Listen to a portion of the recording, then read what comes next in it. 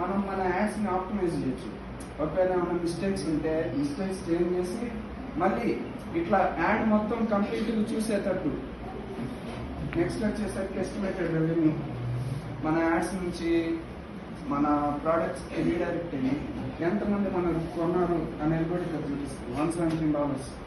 So దీన్ని బట్టి కూడా ఒకవేళ ఈరోజు నా మంత్ గోల్ వచ్చేసరికి $10,000 అంటే ఇది నేను రెవెన్యూ ట్రాక్ చేయొచ్చు. $117 ఉంది, ఇంకా $9,000 కావాలి. సో దాన్ని బట్టి యాడ్స్ని నేను ఆప్టిమైజ్ చేసి రిజల్ట్స్ని ట్రాక్ చేసుకోవచ్చు. కాబట్టి ఇంకా బెటర్ యాడ్స్ లాంచ్ చేయగలను. సో దట్ మనకి మార్కెటింగ్ మీద బడ్జెట్ స్పెండ్ చేసినా కూడా ఎఫెక్టివ్గా స్పెండ్ చేయొచ్చు. నెక్స్ట్ బెనిఫిట్ వచ్చేసరికి గ్లోబల్ రీచ్.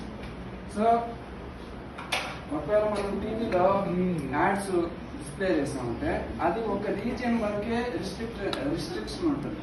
అంటే ఒకవేళ ఇప్పుడు నేను నెల్లూరులో యాడ్స్ చేశానంటే అది నెల్లూరు వరకే అవుతుంది. ఇండియా మొత్తం వెళ్ళాలంటే అది మళ్ళీ వేరే ఉంటుంది. ఇండియా మొత్తం పే చేస్తానంటే ఇండియా వరకే ఉంటుంది. కానీ ఆన్లైన్లో ఏంటంటే ఆ రిస్ట్రిక్షన్ ఉండదు. ఇక్కడ ప్లే చేస్తానంటే అది యూఎస్, యూకే లేకపోతే డెన్మార్క్ అయినా ప్లే అవుతుంది. సో అది మనకి మెయిన్ అడ్వాంటేజ్. సో ఇట్లా ఉండడం వల్ల ఏంటంటే మనం ప్రతి దగ్గర మళ్ళీ సపరేట్గా యాడ్స్ని డిస్ప్లే చేయడానికి మనీ స్పెండ్ చేయగలదు. ఒక దగ్గర స్పెండ్ చేస్తే అదే ఎక్కడికైనా వెళ్తుంది. ఏడుంది యునైటెడ్ స్టేట్స్లో ఎంతమంది చూశారు, యూకేలో ఎంతమంది, ఇండియాలో ఎంతమంది. సో ఇట్లా డిఫరెంట్ కంట్రీస్ కూడా మన యాడ్స్ని చూపిస్తుంది, depending on how effective our ad is అని. సో ఇది ఇంకో బెనిఫిట్. నెక్స్ట్ ఇక్కడ ఆడియన్స్ కూడా చూపిస్తుంది. యునైటెడ్ స్టేట్స్లో 47% అని, యూకేలో ఎంతమంది. సో ఒకవేళ మన టార్గెట్ ఆడియన్స్ యూఎస్ ఆడియన్స్ అయితే ఇక్కడ మనకి తెలుస్తుంది ఎంతమంది యూఎస్లో చూస్తున్నారు. సో దీన్ని బట్టి కూడా యాడ్స్ని ఇంకా ఎఫెక్టివ్గా క్రియేట్ చేయొచ్చు. నెక్స్ట్ వచ్చేసరికి targeted audience reach. So targeted audience reach అంటే బేసిక్గా ఒకవేళ నాకు బ్యూటీ ప్రోడక్ట్స్ నేను లాంచ్ చేస్తానంటే నా టార్గెట్ ఆడియన్స్ అమ్మాయి. సో ఒకవేళ నేను కాదు నా యాడ్స్ అమ్మాయికి వెళ్ళాలి కాబట్టి నేను ఇక్కడ సెలెక్ట్ చేసుకుంటా నా ఆడియన్స్ ఎవరు అని. ఇప్పుడు ఉండే లొకేషన్స్ ఎక్కడ ఉండాలి, ఆడియన్స్ నేమ్ ఏంటి, నేమ్ బేసిక్గా ఒకరిది సెట్ చేయలేం కాబట్టి అది ఏజ్ మేకప్ ఎవరెవరు వేసుకుంటారు, అందరూ వేసుకుంటారు 18 నుంచి 45 లేకపోతే ఇంకోటి ఆడియన్స్ సజెషన్స్, ఏజ్, జెండర్. నేను బ్యూటీ ప్రోడక్ట్స్ కాబట్టి ఫీమేల్ లేకపోతే ఇంకోటి సజెస్ట్ చేసుకోవచ్చు. సో ఇది ఇంకో బెనిఫిట్ వస్తుంది. ఎందుకంటే టీవీలో మనం అంటే సజెస్ట్ చేయలేం మన ఆడియన్స్ ఎవరెవరికి ఉండాలి. అది ఇప్పుడు నేను బ్యూటీకి యాడ్ డిస్ప్లే చేసిన అబ్బాయికి కూడా పోతుంది టీవీలో అయితే. కానీ ఇక్కడ మనం సెలెక్ట్ చేసుకుంటే డైరెక్ట్ ఒకటి మోస్ట్లీ అమ్మాయికి పోతుంది, అమ్మాయికి కూడా పోతుంది. కానీ టీవీతో కంపేర్ చేస్తే అమ్మాయికి ఎక్కువ వెళ్తుంది. లైక్ ఒక 80% అమ్మాయికి 20% అబ్బాయికి వెళ్తుంది. సో అదనమాట నెక్స్ట్ అడ్వాంటేజ్. ఇంకొక advantage competitive advantage. Competitive advantage అంటే ఇప్పుడు మనం చెప్పుకుంటున్నట్టే ట్రెడిషనల్ అడ్వర్టైజింగ్కి, ఆన్లైన్ అడ్వర్టైజింగ్కి.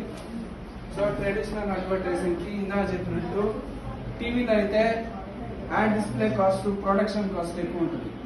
ఇక్కడ అసలు add display cost, production cost తక్కువ ఉంటుంది. ప్రొడక్షన్ మనం ఫ్రీగా చేయొచ్చు, మన క్రియేటివిటీ వాడి మనల్ని రికార్డ్ చేసుకుని చేయొచ్చు. టీవీలో అనుకో ఫస్ట్ యాడ్ ప్రొడక్షన్ చేయాలి అంటే వేరే వాళ్ళని పిలిచి వాళ్ళ చేత రికార్డ్ చేయాలి, దానికి సగం ఖర్చు, మళ్ళీ యాడ్ డిస్ప్లే చేయడానికి మళ్ళీ ఏదో ఖర్చు. కానీ ఇక్కడ ఏంటంటే మనం ఒట్టి యాడ్ డిస్ప్లే చేసే కాస్ట్తోనే ఇక్కడ ఆల్రెడీ మనం ఫ్రీగా క్రియేట్ చేసి దాన్ని మళ్ళీ డిస్ప్లే చేయొచ్చు. అది first advantage. Second restricted reach. ఇందా చెప్తున్నట్టే ట్రెడిషనల్ అడ్వర్టైజింగ్ లో ఒక రీజియన్ వరకు అది ఆగిపోద్ది యాడ్, బయట గ్లోబల్ ఉండదు, గ్లోబల్ డిస్ప్లే కాదు. కానీ ఆన్లైన్ అడ్వర్టైజింగ్ గ్లోబల్ రీచ్ ఇస్తుంది మనకి. నా లాస్ట్ వచ్చేసరికి non measurable results. Traditional advertising లో మన యాడ్ ఎంత బాగా పర్ఫామ్ చేసింది అనేది మనం తెలుసుకోవాలి. కానీ ఇందా చూపించిన ఎగ్జాంపుల్తో ఆన్లైన్ అడ్వర్టైజింగ్ అయితే మన యాడ్ ఎట్లా పర్ఫామ్ చేస్తుంది అనేది మనం తెలుసుకోవచ్చు. ఇంకొక point product review of feedback. So ఒకవేళ నేను ఒక కంపెనీ లాంచ్ చేశాను అనుకున్నాను, నా ప్రోడక్ట్స్ బాగున్నాయా లేదా అనేది. ఒకవేళ నేను ట్రెడిషనల్ అడ్వర్టైజింగ్ యూజ్ చేస్తుంటే నాకు తెలియదు, ఎందుకంటే ఆ యాడ్స్ జస్ట్ వెళ్తాయి, అది కొనుక్కునే వాళ్ళు నాతో కాంటాక్ట్ లో ఉన్నారు. సో దట్ ఒకవేళ నేను తెలుసుకోవాలనుకున్నా బయటికి వెళ్ళి కస్టమర్స్ మాన్యువల్ గా అడగాల, లేకపోతే ఎవరి చేతనే టెస్టింగ్ చేయాలి. అదంతా చాలా సోలి. సోల్ అంటే సోల్ కాదు, కానీ చాలా లాంగ్ ప్రాసెస్. ఒకవేళ టైం లేనప్పుడు అట్లాంటివి చేయలేము. కానీ ప్రోడక్ట్ ఆన్లైన్ అడ్వర్టైజింగ్ అయితే నాకు ప్రోడక్ట్ రివ్యూ అండ్ ఫీడ్బ్యాక్ కూడా దొరుకుతుంది. నేను లాంచ్ చేస్తున్న ప్రోడక్ట్ బాగుందంటే బాగుందని రివ్యూ వస్తుంది, బాగాలేదంటే దరిద్రంగా ఉందని వస్తుంది. ఇక్కడ అవే 2 డిఫరెంట్ రివ్యూస్ ఉన్నాయి. సో దట్ ఒకవేళ నాకు ఏదైనా ప్రోడక్ట్ ఫాల్స్ ఉంటే నేను వాటిని రెక్టిఫై చేసుకోవచ్చు, లేకపోతే ఏమైనా బాగున్నాయి అంటే దాన్ని నెక్స్ట్ ప్రోడక్ట్ ఇంప్లిమెంట్ చేసుకోవచ్చు. సో అదనమాట ఇంకో బెనిఫిట్. లాస్ట్ వచ్చేసరికి ఫ్లెక్సిబిలిటీ. ఫ్లెక్సిబిలిటీ అంటే ఒకవేళ యాడ్స్ లో నా యాడ్స్ దరిద్రంగా పర్ఫామ్ చేస్తున్నాయి అంటే అట్లా పర్ఫామ్ చేస్తున్నప్పుడు లేదా ఏదైనా మిస్టేక్స్ వచ్చేస్తాయి. కొన్నిసార్లు మిస్టేక్స్ చేస్తున్నాం యాడ్స్ క్రియేట్ చేసినప్పుడు. సో అట్లా మిస్టేక్స్ వస్తే ఏంటంటే ఇక్కడ ఎడిట్ ఆప్షన్ ఉంది కదా గూగుల్ యాడ్స్. సో ఆ ఎడిట్ ఆప్షన్ యూజ్ చేసి నేను నా యాడ్స్ లో ఉన్న మిస్టేక్స్ రెక్టిఫై చేసుకోవచ్చు. ఒకవేళ యాడ్ తప్పుగా వచ్చింది, ఏదన్నా ఒక వర్డ్ వాడకూడని వర్డ్ వాడాను యాడ్స్ లో, అప్పుడు నేను ఎడిట్ ఆప్షన్ యూజ్ చేసి యాడ్స్ వెంటనే ఆపేసి మరి ఇంకోటి కొత్త యాడ్ పబ్లిష్ చేయొచ్చు. ట్రెడిషనల్ అడ్వర్టైజింగ్ లో అదంతా పెద్ద ప్రాసెస్ ఉంది, వాడికాడికి వెళ్ళాలా, టీవీ కేబుల్ నెట్వర్క్ కాడికి వెళ్ళాలా, వాడిని ఆపమని చెప్పాలో, వాడు ఆపుతాడు, వాళ్ళ మేనేజర్ ఎవరిని ఒకరిని అడిగి వాళ్ళ మేనేజర్ నేను ఆపను అంటాడు. ఇదంతా పెద్ద స్టోరీ. కానీ ఆన్లైన్